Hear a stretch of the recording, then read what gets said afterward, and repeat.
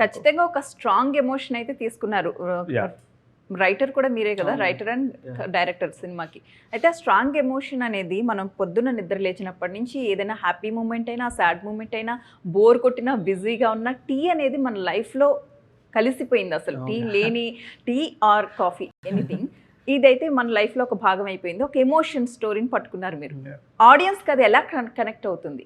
అంటే definitely tea అనేది relatable element. అంటే ఎవ్రీ ఆడియన్స్ కానీ మీకైనా నాకైనా ఎవరికైనా.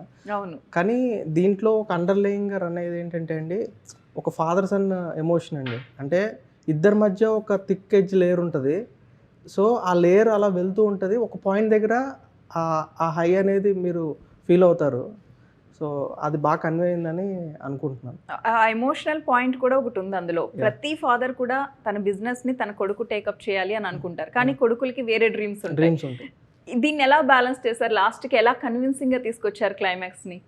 అంటే నో డౌట్ లెగసీ అనేది ఎప్పుడు ప్రతి ఫ్యామిలీలో క్యారీ ఫార్వర్డ్ అవుతూ ఉంటుంది.